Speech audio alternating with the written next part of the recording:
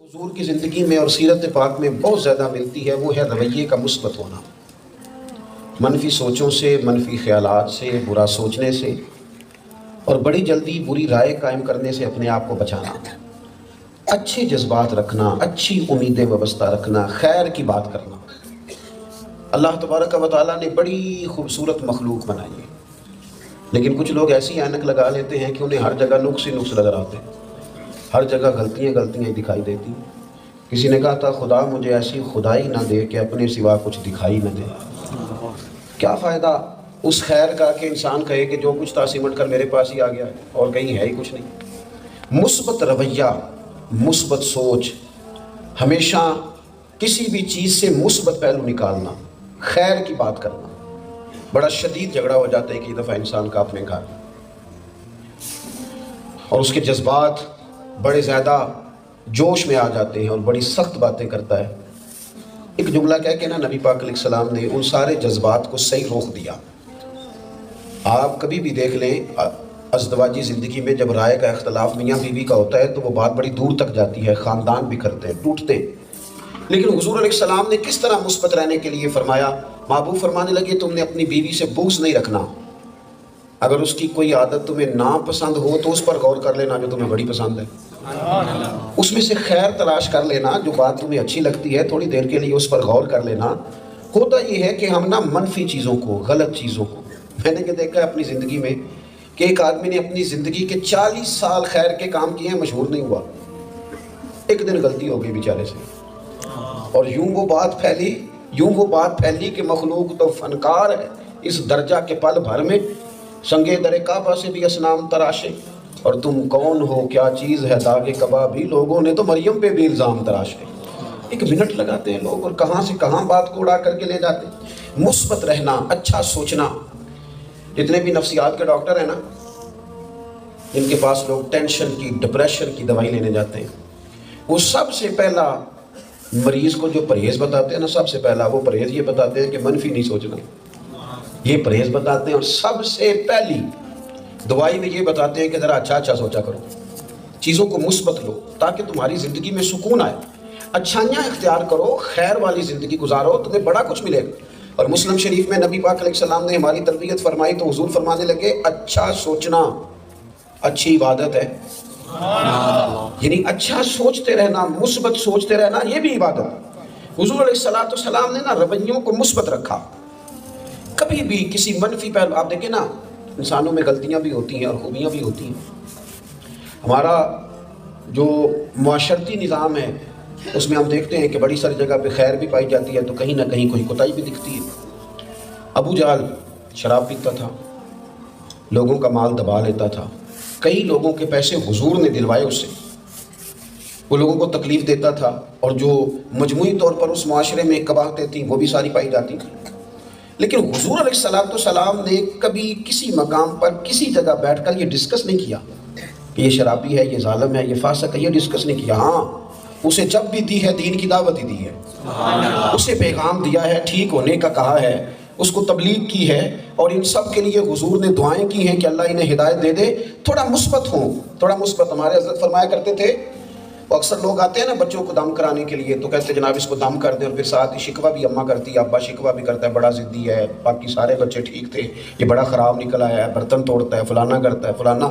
تو وہ فرمایا کرتے تھے اس کے سامنے نہ یہ باتیں کرو، یہ تو پکا ہو جائے گا کہ میں اسی طرح کا ہوں، آپ تو اسے پکا کر رہے ہیں، نہ کہو اس کے سامنے، یہ طے کر لے گا۔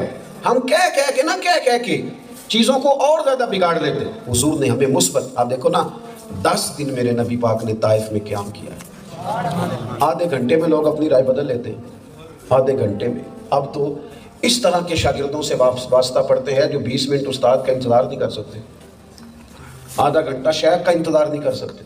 وہ کہتے ہیں کیسے درویش ہیں، سو رہے ہیں، حالانکہ ہم آئے تھے تو ان کو چاہیے تھا گلی میں کھڑے ہوتے۔ وہ نہیں دیکھتے کہ کوئی آدمی کہاں سے آیا ہے، کتنا سفر کیا ہے، کہاں جاتا ہے، کیسے لوٹتا ہے۔ دور ہے 10 دن حضور نے طائف میں قیام کیا۔ پھر سنو نوجوانوں، 10 دن ایک بندے نے بھی کلمہ نہیں پڑھا۔ اور یہ والی تبلیغ نہیں کہ آپ ہزاروں میں آئے ہیں اور میں آیا ہوں تو آپ نے پھول پھینکے اور بڑی کرسی پہ بٹھایا، یہ والی تبلیغ نہیں۔ حضور ایک دروازے پہ جاتے، دستک دیتے، وہ باہر آتا تو اسے دین کی دعوت دیتے، اور وہ انکار کرتا معاذ اللہ، حضور دوسرے دروازے پر جاتے۔ 10 دن یہ ڈیوٹی کی نبی کریم نے۔ ایک بندے نے بھی کلمہ نہیں پڑھا، الٹا انہوں نے روڑے مارے۔ یہاں تو کوئی ذرا تلخ بول دے تو فوری طور پہ ہم اس کی غلطیاں گنوانی شروع کر دیتے، ہم کہتے ہیں صحیح ہو ہی نہیں سکتا، فطرت ہی ٹھیک نہیں، معاذ اللہ۔ اس کہاں تک پہنچ جاتے؟ انہوں نے روڑے مارے، تکلیف دی، حضور ایک باغ میں آ کے بیٹھ گئے۔ ہمارے ہاں بھی لوگ معاف کرتے ہیں، پر وہ والے جن کے پاس بدلہ لینے کی طاقت نہ ہو۔ لیکن یہاں فرشتے ہاتھ باندھے کھڑے ہیں، یا رسول اللہ اگر آپ حکم کریں تو دو پہاڑوں کے بیچ رکھ کے پیس دیں انہیں۔ تو حضور نے فرمایا نہیں، تم جاؤ۔ حضرت زید رضی اللہ تعالیٰ عنہ نے عرض کی حضور کریں دعا، یہ تباہ ہو جائیں۔ تو حضور نے ہاتھ اٹھا کے دعا کی۔ جس طرح بندہ چھوٹے بچے کے بارے میں نہیں کہتا کہ ابھی اسے پتہ ہی نہیں، ابھی اسے عقل ہی نہیں، حضور دعا کر رہے ہیں، کہتے ہیں یا اللہ انہیں ہدایت دے دے، انہیں پتہ ہی نہیں یہ کیا کر رہے ہیں، انہیں شعور ہی نہیں ہے، خبر ہی نہیں ہے کیا کر رہے ہیں۔ حضرت زید کہتے ہیں میں نے عرض کی حضور ایک بندہ تو مانا نہیں، اور ساری بستی ہم نے گھوم لی اور 10 دن وقت دیا، ابھی بھی آپ کو ان سے امید ہے؟ تو کیا کہا میرے کریم نے؟ حضور اگر مسلمان یہ بات سمجھ لیں، اللہ کا فضل ہے ابھی بھی بات وہاں تک نہیں پہنچی، لیکن اگر ہم یہ بات سمجھ لیں تو یہ جو معاذ اللہ ثم معاذ اللہ خودکشی کی بات بھی کرتے ہیں نا کہ اس سے تو میں ماری جاؤں تو بہتر، یہ بڑی خطرناک بات ہے مومن کے منہ سے۔ اور یہ بات مومن اور ڈپریشن، مومن اور ٹینشن یہ الگ الگ چیزیں ہیں۔ مومن کو لوارث ہے، رب رسول والا ہے، تو یہ اتنی جلدی کیسے ٹینشن میں آ گیا اور اتنی دور کی اس نے بات کر دی؟ معاذ اللہ ثم معاذ اللہ۔ حضور علیہ السلام سے عرض کی حضور ایک بھی نہیں مانا اور آپ ابھی بھی کہہ رہے ہیں کہ اللہ انہیں ہدایت دے دے، تو یہ تو سمجھ نہیں رہے، آپ کی دعا بڑی محبوب عالی شان ہے، پر کچھ سمجھایا جائے۔ تو کیا کہا نبی کریم نے؟ حضور فرمانے لگے زید اگر یہ نہیں بھی نہیں مانتے، میری امید ان سے بالکل نہیں ٹوٹی، اگر یہ نہیں مانتے اور ان میں سے کوئی بھی نہیں مانتا تو میری امید یہ ہے کہ ان کی آنے والی نسلیں مان جائیں گی، ان کی اگلی نسل مان جائے گی، یہ کلمہ پڑھ جائیں گے۔ جب تک ہم مثبت نہیں رہتے، جب تک ہم مثبت نہیں رہتے تب تک زندگی کا لطف نہیں اٹھا پاتے، خوبصورتیاں نہیں حاصل کر پاتے۔ میں کبھی کبھی لکھ رہا ہوں، اللہ کرے اب کبھی بیٹھنے کا موقع کم ملتا ہے تو قلم سے ساتھ بھی اس طرح کا نہیں رہتا۔ میں نے اپنی زندگی میں ان لوگوں کا تذکرہ لکھنا شروع کیا ہے جنہیں میں نے بڑا ہی اعلیٰ پایا، بڑا ہی الفا پایا۔ میں نے اپنی زندگی میں بڑے بڑے کمال لوگ دیکھے، بڑے بڑے عالی شان لوگ دیکھے۔ ان کو کسی نے کہا کہ آئے آپ کو لاکھوں روپیہ دیتے ہیں فلاں کام کر لے، انہوں نے کہا نام بھائی، ہمیں تو اللہ کے گھر کی، اللہ کا جو گھر ہے مسجد، ہمیں تو اس کی خدمت کر دی ہے۔ لوگوں نے اپنے روحانی ذائقے مضبوط کیے، بڑے بڑے تو مثبت رہے زندگی میں، اچھائیوں کا پرچار کریں۔ ہمارے ملک کو جب لوگ باہر سے دیکھتے ہیں نا، وہ کہتے ہیں پتہ نہیں کس طرح کا ملک ہے، کیونکہ ہر بندے تو دوسرے کا شکوہ ہی کر رہا ہے۔ ایسے لگتا ہے جیسے کوئی ایسا جتھا ہے جو بالکل بے ہنگم ہے، سب شدرے بے مہار ہے، حالانکہ ایسا نہیں ہے۔ اللہ کے فضل سے صبح اذان ہوتی ہے تو سینکڑوں لوگ مسجد جاتے ہیں۔ میں نے دیکھا ہے